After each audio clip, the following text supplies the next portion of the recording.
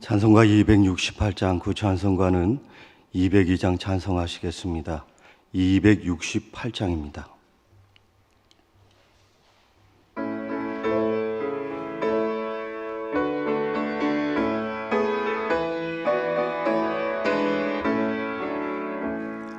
죄에서 자유를 얻게 함을 보혈의 능력 주의 보혈 시험을 이기고 승리하니 참 놀라운 능력이로다.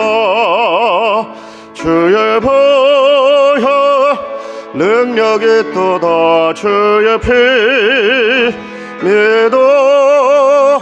주의 보혈 그 어린 양의 매우 귀중한 피로다. 육체의 정욕을 이기림은 보혈의 능력 주의 보혈 정결한 마음을 얻게 하니 참 놀라운 능력이로다.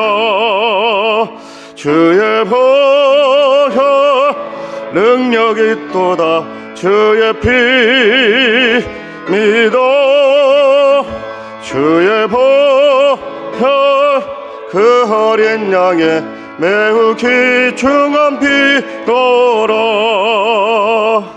눈보다 더 희게 밝히는 것 보혈의 능력 주의 보혈 부정한 모든 것 밝히시니 참 놀라운 능력이로라. 주의 보혈 능력이 또다. 주의 피 믿어. 주의 보혈 그 어린 양의 매우 귀중한 피로라. 그 주의 복음을 전할지 뭐 보혈의 능력 주의 보혈 날마다 나에게 찬송 주니 참 놀라운 능력이로라. 주의 보혈 능력이 또다. 주의 피 믿어. 주의 보혈 그 어린 양의 매우 귀중한 피로라.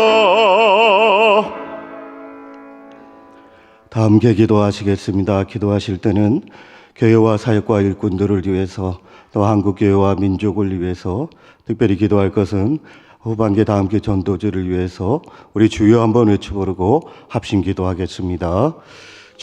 주여 자비하신 아버지 하나님 감사합니다. 이 새벽에 하나님의 전에 나와 예배하고 기도할 수 있도록 은혜 베풀어 주신 것 감사합니다. 세우신 종도를 위하여 기도할 수 있도록 은혜 베풀어 주신 것 감사합니다. 하나님 아버지 두 분의 원로 목사님 강건케 하여 주시어서 어디 있든지 주님과 동행할 수 있는 에녹과 같은 두 분의 원로 목사님 되어줄 수 있도록 도와주십시고 그 원로 목사님들의 말씀을 통하여 한국교회가 다시 소생하고 살아난 역사가 있게 하여 주시길 소망합니다. 또한 우리 담임 목사님 영육의 강건함을 주시옵시고 말씀의 능력을 주시어서 하나님 주신 사역 잘 감당하며 나아갈 수 있는 귀한 담임 목사님 되어줄 수 있도록 은혜 베풀어 주신 역사가 있게 하여 주옵소서. 하나님 아버지 우리 부교육자님들 담임 목사님을 차에서 위해서 잘 보필함으로 말미암아 우리 교회가 생명의 풍성한 교회가 되어줄 수 있도록 도와주십시고 그를 통하여 이 지역 가운데 복음의 선한 영향력을 끼칠 수 있는 교회가 되어줄 수 있도록 은혜 베풀어 주시길 소망합니다. 특별히 이 시간에 후반기 다 함께 전도주를 위하여 기도할 수 있도록 은혜 베풀어 주시고 감사합니다. 아버지 하나님 우리 전도부장님이신 아버지 백장로님에게 은혜를 주시옵시고 힘을 주시어서 주신 사역 잘 감당하며 나아갈 수 있도록 도와주십시고 전도부 회원 한 분 한 분들이 성령으로 충만케 하여 주시옵시고 또한 아버지 전도할 때 하나님 주신 지혜로 전도하며 나아갈 수 있도록 도와주시옵소서. 특별히 아버지 비대면 전도 방법을 우리가 후반기 때 진행하고 있사오니 하나님이여 더욱더 전략적으로 전도할 수 있도록 도와주시옵시고 한 심령을 천하보다 귀하게 여기는 심령으로 그들에게 복음을 증거하게 하여 주시옵시고 아버지 준비된 영상물을 보내고 또나 준비된 아버지 하나님 말씀을 보낼 때에 하나님의 역사가 나타나서 많은 열매를 맺을 수 있는 초청의 날이 되어줄 수 있도록 은혜 베풀어 주시길 소망합니다. 하나님, 우리 전도부가 비대면 전도를 준비하고 있고 계획하고 있으며 화요일 날은 또 훈련하고 있사오니 훈련 가운데 하나님 역사하여 주시어서 하나님의 홀로 영광 받아 주시옵시고 우백성들을 구원시키는 전도부 대원들이 되어줄 수 있도록 은혜 베풀어 주신 역사가 있게 하여 주옵소서. 아버지 하나님, 후반기 아버지 하나님 제자 과정 가운데 지도자반 우리 담임 목사님 강사로서 하나님 말씀을 증거하고 있사오니 하나님 지혜 주시어서 잘 감당할 수 있는 아버지의 지도자반 사역이 되어줄 수 있도록 도와주시기 원합니다. 하나님, 이 민족을 불쌍히 여겨주시옵시고 이 민족 가운데 역사하고 있는 어둠의 영들이 떠나가게 하여 도와주시옵시고 하루속히 코로나가 종식되고 사멸되는 역사가 있게 하여 주옵소서. 특별히 병상에 누워서 기도하고 있는 분들을 불쌍히 여겨주시어서 하나님의 치료의 강선이 그들에게 던져펴지는 역사가 있게 하여 주시옵소서. 이 모든 말씀 존귀하신 예수 그리스도의 이름으로 기도하옵나이다. 아멘. 이 새벽 하나님께서 우리에게 주시는 말씀은 신명기 1장 6절부터 11절까지 말씀입니다. 제가 갖고 있는 성경 258면 전후에 기록되어져 있습니다. 신명기 1장 6절부터 11절까지 말씀을 한 절씩 교독하도록 하겠습니다. 우리의 하나님 여호와께서 호렙산에서 우리에게 말씀하여 이르시기를 너희가 이 산에 거주한 지 오래니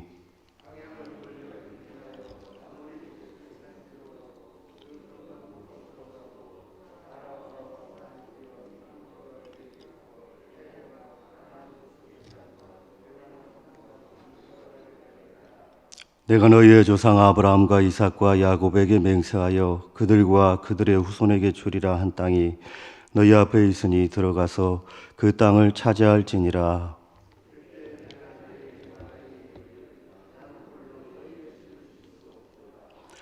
너희 하나님 여호와께서 너희를 번성하게 하셨으므로 너희가 오늘날 하늘의 별같이 많거니와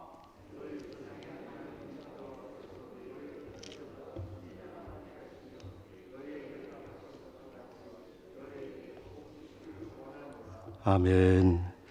성경에서 복이라고 하는 단어는 히브리어로 바라크인데 그 뜻은 엎드린다 라는 뜻을 갖고 있습니다.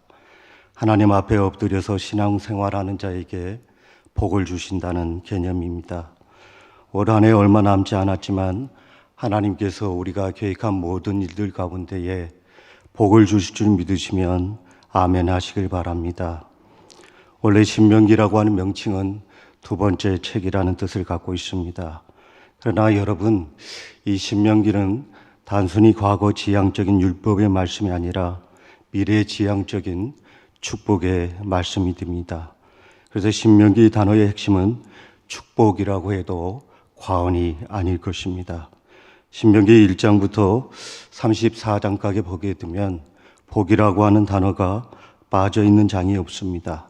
복으로 시작되어 복으로 끝난다고 해도 과언이 아닐 것입니다. 그래서 신명기는 일명 복명기라고 할 수가 있습니다. 우리가 하나님의 말씀에 절대로 순종하기만 하면 복이 임하기 때문에 복명기라고 할 수가 있습니다. 신명기 1장에 보게 되면 그 내용이 매우 역동적입니다. 이스라엘 민족이 출애굽한 지 39년 만에 가나안 땅으로 행진하기 시작합니다. 그동안 광야에서 너무나 오래 머물러 있었습니다. 그들이 다시 행진을 시작하니까 불과 2달 만에 가나안 땅에 들어가게 됩니다. 오랫동안 묶여있던 숙제가 한순간에 풀리게 된 것입니다. 여러분, 우리가 성경을 잘 관찰해 보게 되면 이스라엘 백성이 출애굽을 하여 믿음으로 행진을 하다가 그만 시내산 밑에서 우상 숭배하고 영적인 침체에 빠지는 결과를 낳게 됩니다. 그랬더니 39년 동안 한 발자국도 앞으로 나아가지 못했습니다. 그런데 그들이 이제 모세의 설교를 듣고 복된 미래를 맞이하게 됩니다. 즉 다시 말씀드려서 새롭게 출발을 하니 불과 2달 만에 가나안 땅에 들어가게 된 것입니다. 사랑하는 교우 여러분, 우리도 오늘 새로운 마음과 새 믿음으로 도약하기만 하면 언제든지 새 아침을 맞이할 줄 믿으시길 바랍니다. 우리 편에는 언제든지 믿음만 회복하기만 하면 하나님의 축복이 예비되어 있는 줄 믿으시길 바랍니다. 하나님 편에서는 은혜와 축복이 항상 준비되어져 있습니다. 문제는 우리 쪽에 있습니다. 그래서 여러분, 우리가 복된 미래를 맞이하기 위해서는 반드시 준비하면 됩니다. 그럴 때 새로운 아침의 역사가 시작이 됩니다. 이것이 신명기의 메시지입니다.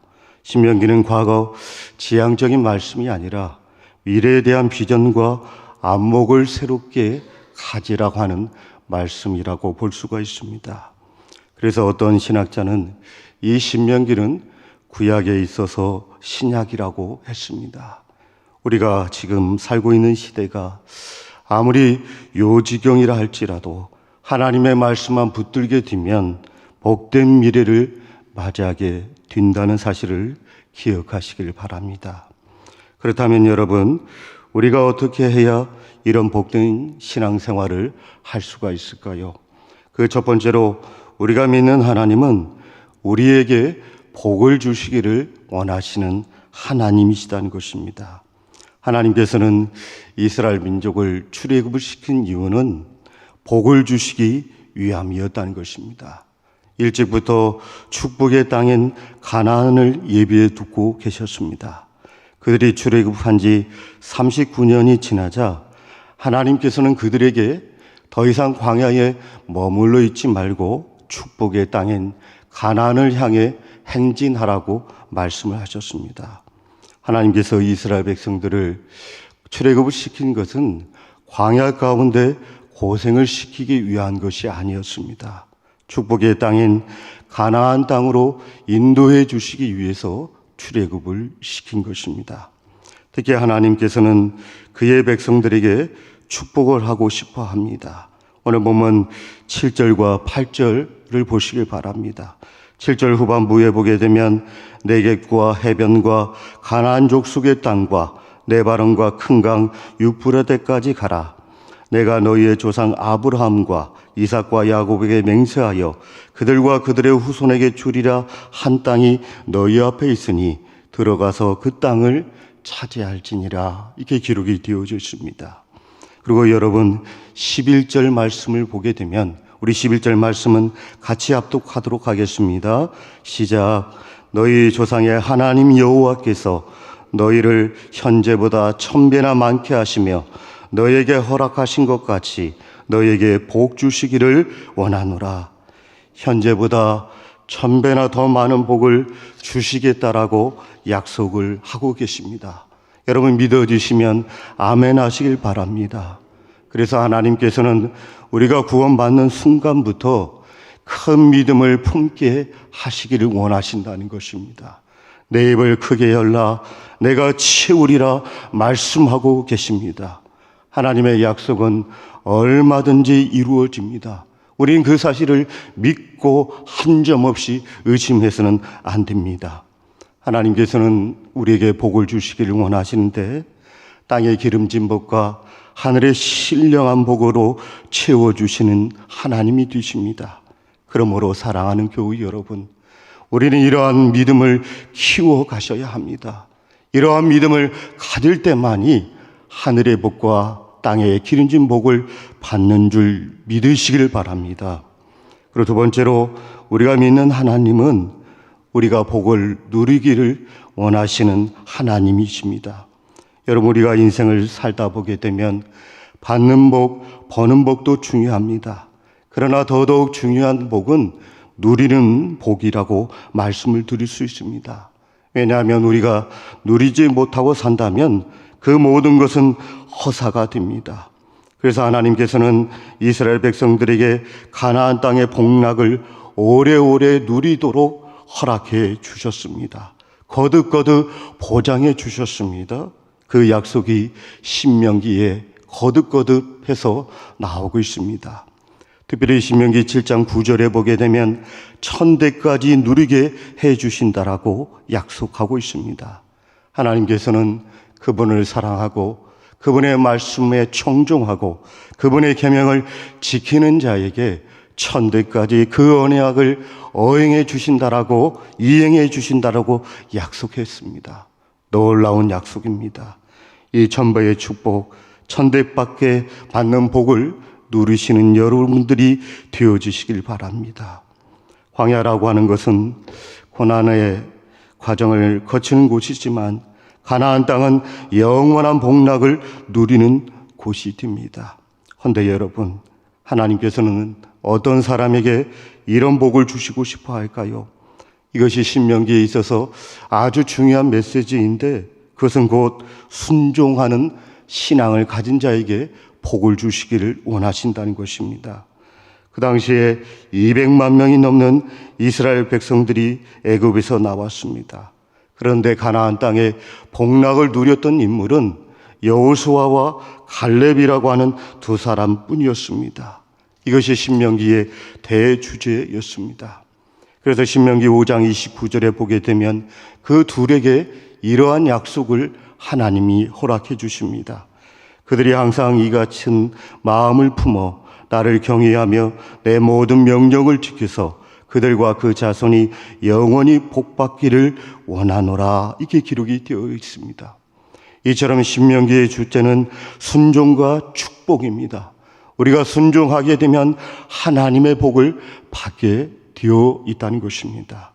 그렇다면 여러분, 성경에서 우리를 향하여 어떤 순종을 요구하고 있을까요? 그것은 기꺼이 순종을 해야 한다는 것입니다. 그리고 또 한 걸음 나아가 즐겁게 순종을 해야 한다는 것입니다. 성경은 억지로 순종하는 것이 아니라 즐거운 마음으로 순종할 것을 제시하고 있습니다. 사실 순종이라고 하는 것은 어떻게 보게 되면 굉장히 어렵고 힘이 듭니다. 그러나 궁극적으로 이 순종이라고 하는 것은 순종하기만 하면 우리에게 기쁨이 드는 것이죠. 그래서 찬송가에 보게 되면 참 기쁜 마음으로 십자가 지고 가라. 내가 기쁘게 십자가 지고 가면 슬픈 마음 위로받네 라고 하는 찬송가가 있습니다. 우리가 참 기쁜 마음으로 순종하고 나아갈 때 하늘 아버지께서 우리에게 복을 주신다라고 말씀하고 있습니다. 또 여러분, 우리가 어떻게 순종해야 할까요? 온전하게 순종을 해야 합니다. 순종은 부분적으로 취사 선택해서 순종하는 것이 아닙니다. 또 상황에 따라서 나한테 유리하게 맞는 것만 순종하는 것이 아닙니다. 하나님의 말씀이라고 한다면 온전하게 순종해야 한다는 것입니다. 19세기 남아프리카 성자이자 기도와 성령의 사람이었던 앤드류 머레는 이렇게 강조합니다.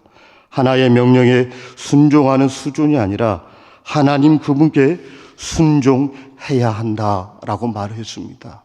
여러분, 순종이라고 하는 것은 온전히 해야 합니다. 온전히 할 때만이 하나님께서 받아주시는 것입니다. 그리고 한 걸음 더 나아가 더욱 놀라운 사실은 우리가 순종하며 사는 만큼 성령 하나님께서 초자연적으로 역사해 주시고 있습니다. 사도행전 5장 32절에 보게 되면 하나님이 자기에게 순종하는 사람들에게 성령도 주셨다라고 말씀하고 있습니다. 여러분, 우리가 순종할 때 성령을 받게 됩니다. 우리가 순종할 때 성령님께서 우리 인생 가운데 개입해 주셔서 우리를 인도해 주신 것입니다. 우리가 연약할 때 힘을 주시고 우리가 지혜가 없을 때 성령님께서 지혜를 주신 것입니다. 언제 줍니까? 순종할 때 허락해 주신다는 것입니다.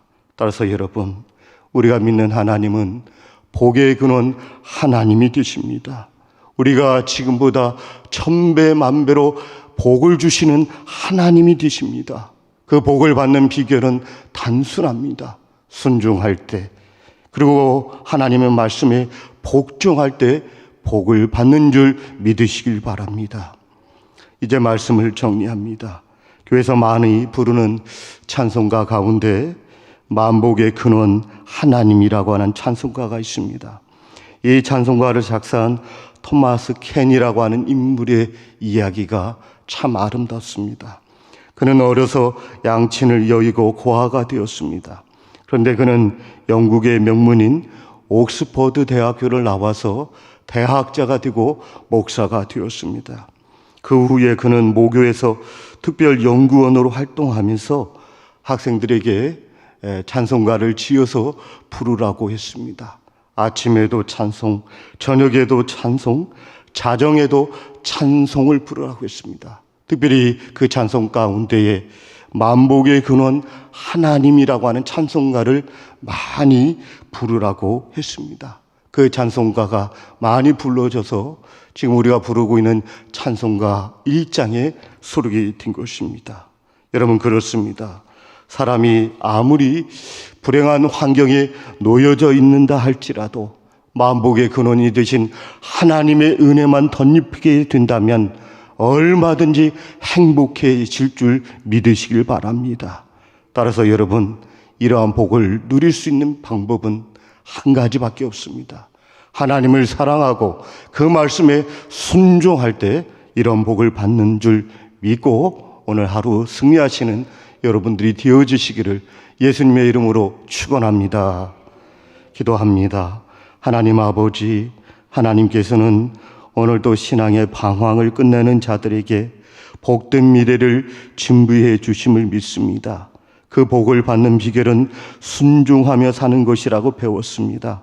오늘 하루 주님과 동행하며 하나님의 말씀에 온전히 순종하는 하루가 되어질 수 있도록 인도하여 주시옵소서. 이 시간에 물질을 드린 분들 있습니다. 기억하여 주시어서 그들도 하나님을 사랑하고 하나님의 말씀에 순종하고 순복하여 나아갈 때 하나님의 복이 함께하는 분들이 되어질 수 있도록 도와주시고 그들의 소원의 기도 제목도 응답받을 수 있도록 인도하여 주시옵소서. 아울러 헌금이 쓰이는 곳마다 하나님의 나라가 확장되게 하여 주시길 소망하옵고 존귀하신 예수 그리스도의 이름으로 기도하옵나이다. 아멘. 하늘에 계신 우리 아버지, 아버지의 이름을 거룩하게 하시며 아버지의 나라가 오게 하시며 아버지의 뜻이 하늘에서와 같이 땅에서도 이루어지게 하소서. 오늘 우리에게 일용할 양식을 주시고 우리가 우리에게 잘못한 사람을 용서하여 준 것 같이 우리 죄를 용서하여 주시고 우리를 시험에 빠지지 않게 하시고 악에서 구하소서. 나라와 권능과 영광이 영원히 아버지의 것입니다. 아멘.